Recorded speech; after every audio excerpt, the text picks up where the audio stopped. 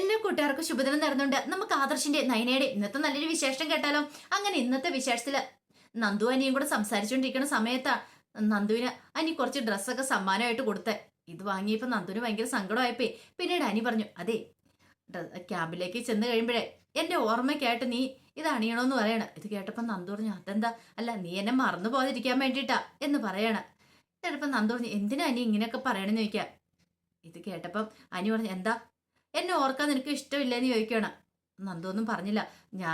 ഇത് അണിഞ്ഞുകൊണ്ട് ഞാൻ മിക്കവാറും വീട്ടിൽ നിന്ന് ഇറങ്ങണ സമയത്ത് അമ്മ എന്നോട് ചോദിക്കും, ഇത് ആര് വാങ്ങിച്ചതെന്ന് എന്താന്ന്. അല്ലെങ്കിൽ തന്നെ ഇന്നാളൊരു മോതിരം വാങ്ങിച്ചു തന്നതിന്റെ പേരിൽ നൂറ് ചോദ്യങ്ങൾ ഉണ്ടായെന്ന് പറയാം. ഓ അതാണോ കാര്യം? നിന്റെ ഫ്രണ്ട്സ് വാങ്ങി തന്നാന്ന് മതി, പറഞ്ഞാ മതി എന്ന് പറയാം. ഫ്രണ്ട്സോ? നല്ല കഥയായി. ഒരു കാര്യം ചെയ്യാം, ഞാൻ അവന്മാരോട് പറഞ്ഞേക്കാം, നിങ്ങൾ വാങ്ങി കൊടുത്താണെന്ന് പറയണമെന്ന് ചോദിക്കുവാണെങ്കിൽ അങ്ങനെയാണ് നിന്റെ അമ്മ വിശ്വസിച്ചോളൂല്ലോ എന്ന് പറയണം. പിന്നെ വിശ്വസിക്കാൻ പോലും അമ്മയെ നിനക്ക് അറിയാവുന്ന കാര്യമല്ലേ അനിന്നൊക്കെ പറയണം. പിന്നീട് നന്ദു പറഞ്ഞു, എന്താ ശരി ഞാനങ്ങോട്ട് പോട്ടെ എന്ന് പറയണം. അങ്ങനെ അങ്ങോട്ട് നന്ദു മാറിക്കുമ്പം അനി ഇങ്ങനെ നോക്കി നിൽക്കുമായിരുന്നു. ആ നോട്ടം കണ്ടപ്പത്തിനും നന്ദുവിന് ഭയങ്കര സങ്കടമായി. തന്റെ ചേച്ചിമാര് പറയുന്ന കാര്യങ്ങളൊക്കെ തനിക്ക് അനുസരിക്കാൻ സാധിക്കുന്നില്ലല്ലോ. ഇവനെ പിണക്കാനും പറ്റില്ല. പിണക്കിയിട്ടുണ്ടെങ്കിൽ ഇവൻ വല്ല കടുകൈ ചെയ്തു പോയാൽ പിന്നെ തനിക്ക് ഈ ലോകത്ത് ജീവിക്കാൻ പോലും പറ്റില്ല. അതൊക്കെ ഓർത്തിട്ട് നന്ദുവിന് വല്ലാത്തൊരു വിഷമമായിപ്പോയി. എന്ത് ചെയ്യണമെന്ന് അറിയില്ലായിരുന്നു. പിന്നീട് നയന അടുക്കളയിലേക്ക് വരുന്ന സമയത്ത് ദേവേനി അടുക്കള ധൃതി വെച്ച പാചകത്തിലായിരുന്നു. നന്ദുവിന് ഇഷ്ടപ്പെട്ട ആഹാരങ്ങളൊക്കെ ഉണ്ടാക്കുവാണ്. പിന്നീട് നയനോട് പറഞ്ഞു, മോള് പറഞ്ഞ പോലെ തന്നെ നന്ദുവിന് ഇഷ്ടപ്പെട്ട ആഹാരങ്ങളൊക്കെ ഞാൻ ഉണ്ടാക്കിക്കൊണ്ടിരിക്കണമെന്ന് പറയാ. ഇത് കേട്ടതും നയന പറഞ്ഞു, അതൊക്കെ ശരി തന്നെയാ, പക്ഷെ അവൾ പോകുക എന്നുള്ളതെന്ന് ഓർത്തിട്ട് എനിക്കൊരു സങ്കടം ഉണ്ടെന്ന് പറയണം. ഇത് കേട്ടപ്പം ദേവേനോട് നല്ലൊരു കാര്യത്തിന് വേണ്ടിയിട്ടല്ലേ മോളെ നോക്കിയ. അതെ, ഞാനിന്ന് അവളെ ഇങ്ങോട്ടേക്ക് വിളിച്ച ഒരു കാര്യത്തിന് വേണ്ടിയിട്ടാന്ന് പറയണം. ഇന്നലെ എത്ര മോശമായിട്ടെന്നറിയോ അനാമിക എന്നോട് പെരുമാറിയത്. ഇത് കേട്ടപ്പോ ദേവേനി പറഞ്ഞു, മോളൊന്നും കാര്യാക്കണ്ട, അതിനുള്ള കൂലി അവൾക്കിട്ട് കൊടുത്തില്ലേ. മോള് ധൈര്യമായിട്ടിരിക്കുക, എന്ത് വന്നാലും മോളോടൊപ്പം ഞാനുണ്ടായിരിക്കും എന്ന് പറയണ. ഈ സമയം ഒരു നിമിഷം ആലോചിച്ചിട്ട് നയന പറഞ്ഞു, പക്ഷെ അനിയുടെ നന്ദുവിന്റെ കാര്യം ഓർത്തിട്ടാ. പാവം നന്ദു, അവൾക്ക് ഇപ്പോഴും നല്ല വിഷമം ഉണ്ടെന്ന് തോന്നുന്നത്. എന്ത് ചെയ്യാൻ പറ്റും, ഇനിയിപ്പൊ അതിനെക്കുറിച്ചൊന്നും ആലോചിച്ചിട്ട് കാര്യമില്ല എന്നൊക്കെ പറയണ. അപ്പോഴേക്കാണ് ആദർശം കൊണ്ടുവരുന്നത്. എന്ത് പറ്റി, ഇന്ന് അമ്മായിമ്മയും മരുമോളും കൂടെ ഒരുമിച്ചാണ് അടുക്കളയിൽ പാചകം ചെയ്യണമെന്ന് ചോദിക്കാം. പെട്ടെന്ന് രണ്ടുപേരുടെ ഒരു പതർച്ചയുണ്ടായി. ദേവേന് പറഞ്ഞു, അത് പിന്നെ അങ്ങനെയൊന്നുമല്ല, ഇവളോട് ഞാൻ ചോദിക്കുമായിരുന്നു ഇവളുടെ അനിയത്തിക്ക് ഇഷ്ടപ്പെട്ട ആഹാരം ഏതൊക്കെയാന്ന്. കാരണം അവള് നാളെ അങ്ങോട്ടേക്ക് ട്രെയിനിങ്ങിന് പോവല്ലേ. ഇനിയിപ്പൊ അവളുടെ കാര്യങ്ങളൊക്കെ ഞാൻ നോക്കിയില്ലെങ്കിൽ ഇനിയിപ്പൊ അത് മതി ഇവൾക്ക്. കാരണം അവളിവിടെ വന്നു കഴിയുമ്പോൾ ഞാൻ സൽക്കരിച്ചില്ലെങ്കിൽ ഇവള് പറയും, എന്റെ അനിയത്തി വന്നപ്പോൾ സൽക്കരിച്ചില്ല, അതിന്റെ പേരിൽ ഇവള് പിണങ്ങി വീട്ടിലേക്ക് പോയാലേ അത് നിനക്ക് ബുദ്ധിമുട്ടാവില്ലേ ആദർശേന്ന് ചോദിക്കുക. ഇത് കേട്ടപ്പോ ആദർശം ഒന്ന് ചിരിച്ചു. ആദർശം പറഞ്ഞു, നന്ദു ഇങ്ങോട്ട് വരുന്നതിൽ എനിക്ക് സന്തോഷമുള്ളെന്ന് പറയണം. ഇത് കേട്ടപ്പം നയന പറഞ്ഞു, ശരിയാ, എനിക്കാണെങ്കിൽ അവൾ എന്നും ഇങ്ങോട്ട് വരുവാണെങ്കിൽ അത്ര സന്തോഷം വേറെ ഇല്ലായിരുന്നു.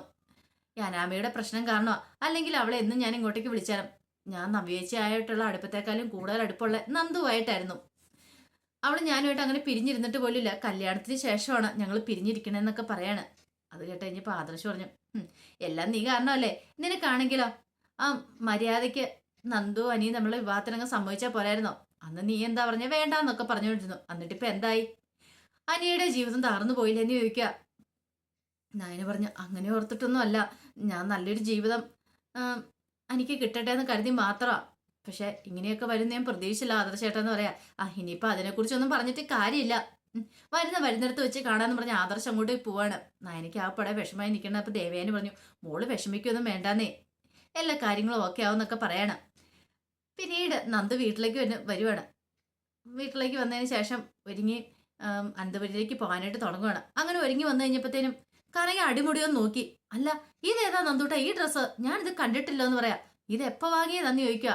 അല്ല ഇത് പിന്നെ എന്റെ ഫ്രണ്ട്സ് എനിക്ക് വാങ്ങി തന്നെന്ന് പറയണം. ഫ്രണ്ട്സോ? ഏത് ഫ്രണ്ട്സ്? അത് അവര് ഏത് അവര്? അല്ല അത് പിന്നെ അമ്മയ്ക്ക് എല്ലാ ഫ്രണ്ട്സിനെ അറിയാവുന്നതല്ലേ, പിന്നെ എന്തിനാ ഇങ്ങനെ ചോദിക്കണമെന്ന് നിൽക്കും. നീ ഫ്രണ്ട്സ് എന്ന് പറയുമ്പോ ആദ്യം മനസ്സിലേക്ക് വരുന്ന അനിമോന്റെ മുഖമാ. സത്യം പറ, അവനെങ്ങാനും വാങ്ങി തന്നാണോ നിൽക്കും. പിന്നെ അല്ല ഇതിനു മുമ്പ് ഒരു മോതിരം കൊണ്ട് വന്നു, അന്നും പറഞ്ഞ ഫ്രണ്ട്സ് ആന്നാ പറഞ്ഞേ. ഇത്രമാത്രം ഡ്രസ്സും കാര്യങ്ങളും സ്വർണ്ണമൊക്കെ അവര് മേടിച്ചു വരുമോന്ന് ചോദിക്കാം. എന്റെ അമ്മ കൂടുതൽ ചകഞ്ഞ് ചിന്തിക്കുമൊന്നും വേണമെന്ന് പറയാം. മോളെ നന്ദു, നിനക്കറിയാലോ ഒരു അമ്മയുടെ വിഷമം എന്താന്ന്. ഇപ്പോഴും എനിക്ക് ചങ്കിനകത്ത് തീയാന്ന് പറയണ. അമ്മ ഒരു തീയും സൂക്ഷിച്ച് നടക്കേണ്ട കാര്യമൊന്നുമില്ല. അമ്മ സന്തോഷമായിട്ട് ഇരിക്കാൻ പറയണം. അതെ, ഇപ്പൊ തന്നെ ഞാൻ അനന്തപുരിയിലേക്ക് എനിക്ക് പോകാൻ താല്പര്യമില്ല, പക്ഷെ നയനേച്ചി വിളിച്ചു പറഞ്ഞുകൊണ്ട് മാത്രം പോണേന്ന് പറയണ. എന്താണെന്നറിയത്തില്ല. ഇനിയിപ്പൊ നയനേച്ചി വിളിച്ചതാ, ഇനിയിപ്പൊ എന്തായാലും പ്രശ്നം ഉണ്ടായിട്ടാണോ, ഇനിയിപ്പൊ ആ അവൾ അനാമിക അവള് വല്ല പ്രശ്നം ഉണ്ടാക്കിയിട്ടാണോ എന്ന് അറിയത്തില്ലെന്ന് പറയാണ്. ഇത് കേട്ടപ്പോൾ കനക പറഞ്ഞു, ആ കാര്യത്തിൽ എനിക്കും പേടിയുണ്ട്. പാവം നയനമോള്. എനിക്കാണെങ്കിൽ നയനമോൾ അവിടെ നിൽക്കുന്ന കൊണ്ട് ഭയങ്കര ബുദ്ധിമുട്ടുമുണ്ട്. ഇപ്പോഴെ പിന്നെ ദേവേനി പഴയതുപോലൊന്നും അല്ലാത്തതുകൊണ്ട് കുഴപ്പമില്ല. എന്നാലും ബാക്കി പാഷാണങ്ങൾ അവിടെ ഉണ്ടല്ലോ, അതുകൊണ്ട് ഒരു ടെൻഷൻ ഉണ്ടെന്ന് പറയണേ. ഇത് കേട്ടപ്പോൾ നന്ദു പറഞ്ഞു, ആ കാര്യം ഓർത്തൊന്നും അമ്മ വിഷമിക്കൊന്നും വേണ്ട കേട്ടോ. നയനേച്ചിയുടെ കാര്യത്തിൽ അമ്മയ്ക്ക് ഒരു ടെൻഷനും വേണ്ട. ഇനിയിപ്പോൾ ഞാനവിടെ ചെല്ലുന്ന കഴിയുമ്പത്തിന് അനാമിയുടെ അച്ഛനും അമ്മയ്ക്കും അവിടെ ഉണ്ടെങ്കിൽ വേണ്ട 2 ഞാൻ പൊട്ടിക്കുകയും ചെയ്യും. എനിക്ക് അതിനും മടിയില്ല എന്ന് പറയണം. അയ്യോ നന്ദൂട്ടാ, അതൊന്നും വേണ്ട, നീ അങ്ങനെ കടുക്കുകയും ചെയ്യില്ലെന്ന് നന്ദുവിനോട് കനക വിളിച്ചു പറയണം. ആകെപ്പാട് ടെൻഷനായിപ്പോയി. അവള് ചെയ്യുമെന്ന് പറഞ്ഞാൽ ചെയ്തിരിക്കും. ആ ഒരു ടെൻഷനും കാര്യങ്ങളൊക്കെ കനയ്ക്കും ഉണ്ടായിരുന്നു. പിന്നീട് നന്ദു അനന്തപുരിയിലേക്ക് പോകണം. അങ്ങനെ നന്ദു അനന്തപുരി ചെന്ന് ഗേറ്റ് കടന്ന് സ്കൂട്ടിയായിട്ട് അകത്തേക്ക് കയറുന്ന സമയത്ത് മുകളിലേക്ക് നോക്കിയപ്പോൾ ബാൽക്കണിയിൽ അനി നിൽപ്പുണ്ടായിരുന്നു. അനി കൈയൊക്കെ പൊക്കി കാണിക്കുകയാണ്. ആ സമയത്താണ് അങ്ങോട്ടേക്ക് അനാമിക വരുന്നത്. അനാമിക കണ്ട് കൈയൊക്കെ പൊക്കി കാണിക്കുന്നത്. ഓ, ഇപ്പൊ നിനക്ക് സന്തോഷമായി കാണൂലോ അല്ലേ നിന്റെ കാമുകി വരുന്ന കണ്ടപ്പം? അതേടി, എനിക്ക് സന്തോഷമായി. എന്തായാലും നിനക്ക് എന്തെങ്കിലും കുഴപ്പമുണ്ടോ എന്ന് ചോദിക്കുകയാണ്. ഇത് കേട്ടതും അനാമിക നിന്നെ കാണിച്ചു തരാം, ഒന്ന് പോടി അവിടുന്ന് എന്നും പറഞ്ഞോണ്ട് അനാമികനെ നോക്കിയൊരു പുച്ച ചിരിയിരിച്ചിട്ട് അനി അങ്ങോട്ട് കയറി പോവാ. അനാമികയ്ക്ക് സഹിച്ചില്ല. പിന്നീട് നന്ദു അകത്തേക്ക് കയറി വരുമ്പോഴത്തേനും നയനെ ഓടിച്ചെന്ന് നന്ദുവിനെ കെട്ടിപ്പിടിക്കുകയാണ് നന്ദുവിട്ടാന്നും പറഞ്ഞോണ്ട്. ആ സമയത്ത് ദേവേനെ അങ്ങോട്ടേക്ക് വന്നു. ദേവേനെ വന്നിട്ട് വെച്ചു, മോളെ സുഖമാണെന്ന് ചോദിക്കാം. സുഖം അമ്മയെന്ന് പറയാണ്. അങ്ങനെ അവർ സംസാരിച്ചുകൊണ്ടിരിക്കുന്ന സമയത്ത് ആദർശം അങ്ങോട്ട് വരുന്നുണ്ട്. പെട്ടെന്ന് ദേവേനി ഭാവമൊക്കെ അങ്ങോട്ട് മാറ്റി. പിന്നീട് ആദർശം വന്നിട്ട്, ആഹാ നന്ദുവോ? അല്ല അത് പിന്നെ ആദർശേട്ടാ, നാളെ ഞാൻ പോവല്ലേ ട്രെയിനിങ്ങിന്, അപ്പൊ നയനേച്ചി ഒന്ന് കാണണമെന്ന് പറഞ്ഞു, അതുകൊണ്ട് വന്നാന്ന് പറയണം. ഇത് കേട്ടപ്പോൾ നയന പറഞ്ഞു, എനിക്ക് നന്ദു എന്നും വരുന്ന ഇഷ്ടമായിരുന്നു പറയണ. ഇത് കേട്ടപ്പോൾ ആദർശം പറഞ്ഞു, എനിക്കും അതൊക്കെ തന്നെയാ, എന്നും വരുന്ന എനിക്കും ഇഷ്ടമായിരുന്നു. ഈ അനിയായിട്ടുള്ള പ്രശ്നം കാരണം അല്ലെങ്കിൽ നന്ദുവിന് എപ്പോ വേണം ഇവിടെ വരായിരുന്നു, ഒരു കുഴപ്പമില്ലായിരുന്നല്ലോ ഇല്ലായിരുന്നു പറയാ. എനിക്ക് ഇപ്പോഴാണെങ്കിലും കുഴപ്പമില്ല, എനിക്ക് നന്ദു ഇവിടെ വരുന്നതിൽ സന്തോഷമൊക്കെ ഉള്ളെന്ന് പറയണം. ഇത് കേട്ടതും ദേവേനെ പറഞ്ഞു, അല്ല നിനക്ക് എന്താ കുടിക്കാൻ എടുക്കണ്ടേന്ന് ചോദിക്കാം. നന്ദു പറഞ്ഞു, എന്താണെങ്കിലും കുഴപ്പമില്ലമ്മേന്ന് പറയാം. അല്ല ഓറഞ്ച് ജ്യൂസ് എടുക്കട്ടേന്ന് ചോദിക്കും. അത് മതി, കുഴപ്പമില്ലെന്ന് പറയാം. പിന്നീട് നയന് പറഞ്ഞു, അല്ല നിന്നെ കാണാതെ വീട്ടിൽ എല്ലാവർക്കും വിഷമമായിരിക്കും അല്ലേന്ന് ചോദിക്കണം. നന്ദു പറഞ്ഞു, അതേ ചേച്ചി, ഇതുവരെയായിട്ട് ഞാൻ മാറി നിന്നിട്ടില്ല എന്ന് പറയാണ്. ആദർശ് പറഞ്ഞു, അത് ശരിയാ, നന്ദു മാറി നിൽക്കണ ഇത്രയും ബുദ്ധിമുട്ടായിരിക്കും. കാരണം ശക്തി ഉണ്ടെന്ന് പറഞ്ഞിട്ട് കാര്യമില്ല, മനസ്സിന് ബലം കുറവല്ലേ. കാരണം വീട്ടുകാരെ കാണാനിരിക്കുമ്പോഴത്തേനും ആർക്കാണല്ലോ സ്വാഭാവികമായിട്ടൊരു വിഷമം ഉണ്ടാവുമല്ലോ. അത് ഇത്രയും നാളായിട്ട് മാറി നിന്നിട്ടല്ലോ. ഇത് കേട്ടപ്പോൾ നയന് പറഞ്ഞു, അത് ശരിയായിട്ടുള്ള കാര്യമാണെന്ന് പറയണം. പെട്ടെന്ന് ദേവേന് പറഞ്ഞു, അതുപോലെ തന്നെ എനിക്ക് ആദർശനെ കാണാതിരുന്നിട്ടുണ്ടെങ്കിൽ. പെട്ടെന്ന് ആദർശ് ചോദിച്ചു, അതിന് ഞാനെവിടെയാകുമ്പോൾ മാറി നിന്നേക്കുന്നേ? അല്ല നിന്നെ കുഞ്ഞുനാളിലും മുതൽ നിന്നെ ഞാൻ അങ്ങനെയല്ലേ വളർത്തിക്കൊണ്ട് വന്നേ, ശ്വാസം മുട്ടലും കാര്യങ്ങളൊക്കെ ആയിട്ട് ഒറ്റയ്ക്ക് ഒരു ദിവസം പോലും നീ മാറി നിൽക്കുന്ന എനിക്ക് ഇഷ്ടമില്ല. അങ്ങനെ മാറി നിന്നിട്ടുണ്ടെങ്കിൽ എനിക്ക് രാത്രി ഉറങ്ങാൻ പോലും പറ്റില്ല എന്നൊക്കെ പറയണേ. ഇത് കേട്ടപ്പോൾ നയനെയും നോക്കി ദേവേനെയും നോക്കി ചിരിക്കുകയാണ്. ആദർശ ശ്രദ്ധിച്ചു. പിന്നീട് ദേവേനി പെട്ടെന്ന് അങ്ങോട്ടേക്ക് പോയി. ആ സമയം നന്ദുവിനോട് നയന പറഞ്ഞു, ബാ നമുക്ക് സംസാരിക്കാന്നൊക്കെ ഞങ്ങൾ വിളിച്ചോണ്ട് പോവാണ്. ആദർശിന് ചില സംശയങ്ങളും കാര്യങ്ങളൊക്കെ ഉണ്ടായി. ആദർശ് ഇങ്ങനെ അതൊക്കെ നോക്കി നിൽക്കുകയാണ്. പിന്നീട് അനാമയ്ക്ക് എന്ത് ചെയ്യണമെന്ന് നടത്തില്ല. അനാമയെ കട്ട കലിപ്പോടെ അങ്ങോട്ട് വരുന്ന സമയത്താണ് ജാനകിയും ജലജ അവിടെ നിൽക്കുന്നുണ്ട്. ജാനകി വന്നിട്ട് ചോദിച്ചു, അല്ല നിന്റെ വെല്ലുമ്മയ്ക്ക് ഇത് എന്ത് പറ്റിയെന്ന് അറിയത്തില്ല അനാമികയെന്ന് പറയണ. ജലജ പറഞ്ഞു, എന്തിനെന്തോ ഏട്ടത്തി അവളെ ഇങ്ങോട്ടേക്ക് വിളിച്ചോണ്ട് വന്ന അയനെന്ന് പറയുന്നവളെ, അതുകൊണ്ടല്ലേ ഇപ്പൊ അവൾ അവളുടെ അനിയത്തെ ഇങ്ങോട്ട് വിളിച്ചോണ്ട് വന്നിരിക്കുന്നേ. ജാനകി പറഞ്ഞു, ഞാൻ കാണിച്ചു കൊടുക്കുന്നുണ്ട്. ഇത് കേട്ടപ്പോ അനാമി പറഞ്ഞു, എന്ത് ചെയ്യാനാ, അവൾ നാളെ ട്രെയിനിങ്ങിന് പോകുന്നെന്നും പറഞ്ഞിട്ട് അവളെ ഇങ്ങോട്ട് വിളിപ്പിച്ചിരിക്കുന്നല്ലേ. എത്രയെന്ന് വെച്ചാൽ നമ്മൾ സഹായിച്ചോ ക്ഷമിച്ചൊക്കെ മുന്നോട്ട് പോകുന്നത്, കുറച്ചൊക്കെ കണ്ടില്ല കേട്ടിരുന്നൊക്കെ നടിച്ചാൽ മാത്രം അവിടെ ജീവിക്കാൻ പറ്റുള്ളൂ എന്ന് പറയാണ്. ജലജ പറഞ്ഞു, അതിന് മോൾ എന്തിനാ ഇതൊക്കെ സഹിച്ചു ക്ഷമിച്ചും നീങ്ങുന്നേ, 2 റൗണ്ട് കൂടെ ഇന്ന് പറയാണ്. ഇത് കേട്ടപ്പം അനാമി ഒരു നിമിഷം ഒന്ന് പതറി. നവ്യയുടെ പറച്ചിലോർത്തു. കാരണം നവ്യ ഒരു കാര്യം പറഞ്ഞിട്ടുണ്ടായിരുന്നു, ട്രീറ്റ് ചെയ്യണമെന്ന് നന്ദുവിനെ, അങ്ങനെ ചെയ്തിട്ടില്ലെങ്കിൽ തന്റെ കള്ളത്തരങ്ങളൊക്കെ വിളിച്ചു പറയൂന്ന്. അതൊക്കെ ഓർത്ത് കഴിഞ്ഞപ്പോഴത്തേനും ഒരു നിമിഷം ആലോചിച്ചിട്ട് അനാമി പറഞ്ഞു, അത് പിന്നെ അപ്പച്ചി ഇനിയിപ്പോൾ അവള് വന്നു കഴിയുമ്പം നമ്മൾ മാറി നിന്നിട്ടുണ്ടെങ്കിൽ അവള് വിചാരിക്കുന്ന എന്താ, അവളെ നമ്മൾ പേടിച്ചിട്ട് മാറി നിൽക്കുന്നതെന്നല്ലേ. ഇത് കേട്ടപ്പോൾ ജാനകി പറഞ്ഞു, അങ്ങനെയൊന്നുമില്ല, മോളുടെ വീട്ടിൽ കയറി മോളുടെ അച്ഛനും അമ്മയൊക്കെ തല്ലിയതാരാ, അവളല്ലേ.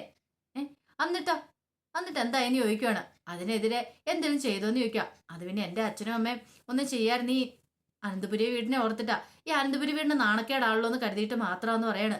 ജലജ പറഞ്ഞു, പിന്നെ അങ്ങനെയൊന്നും വിചാരിക്കേണ്ട കാര്യമില്ല, ആ നയനേനും നവ്യേനെയൊക്കെ പണ്ടേ പോലീസ് സ്റ്റേഷൻ കേട്ടേണ്ട സമയം കഴിഞ്ഞെന്നൊക്കെ പറയണം. അനാമി പറഞ്ഞു, നിങ്ങൾ ആരും താഴേക്ക് വരുന്നില്ലേന്ന് ചോദിക്കണം. അതെന്താ, അല്ല താഴേക്ക് വാന്ന് പറയണം. ഞാനൊന്നുമില്ല, എനിക്കൊന്നും അവളുടെ മുഖം പോലും കാണണ്ടെന്ന് ജാനകി പറയണം. ജലജ പറഞ്ഞു, എനിക്കും അങ്ങനെയാന്ന് പറയണം. അനാമി പറഞ്ഞു, പക്ഷെ എനിക്കങ്ങനെയല്ല, എനിക്ക് ചെല്ലാതിരിക്കാൻ പറ്റില്ല. അതെന്താ, ഞാൻ ചെല്ലായിരുന്നിട്ടുണ്ട് അവൾ ഓർക്കില്ല ഞാൻ പൊത്തിനകത്ത് കയറി ഇരിക്കുവാന്ന് അവളെ പേടിച്ചിട്ട്. അപ്പൊ അവൾക്ക് മുന്നേ ഞാൻ തോറ്റു കൊടുക്കുന്നതിന് തുല്യമല്ലേ, അങ്ങനെ ഞാൻ തോൽക്കാനായിട്ട് ഉദ്ദേശിച്ചിട്ടില്ല എന്നും പറഞ്ഞുകൊണ്ട് അനാമയെ കൊണ്ട് പോവാ.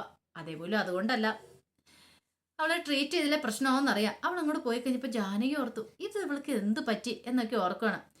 പിന്നീട് അനാമയെ അങ്ങോട്ട് ചെന്ന് കഴിയുമ്പോഴത്തേനും എല്ലാവരും ഫുഡ് കഴിക്കാണ്ടിരിക്കുമായിരുന്നു. നയനയും നന്ദുവും ദേവേനയും ആദർശവും അനിയൊക്കെ ഉണ്ടായിരുന്നു. അങ്ങനെ ഫുഡ് കഴിക്കാതിരിക്കുന്ന സമയത്ത് ഇങ്ങനെ പോയി ഒന്ന് നോക്കി നിൽക്കുകയാണ്, എന്ത് ചെയ്യണമെന്ന് അറിയത്തില്ല. പിന്നീട് പെട്ടെന്ന് അനാമി അങ്ങോട്ടേക്ക് വന്നു.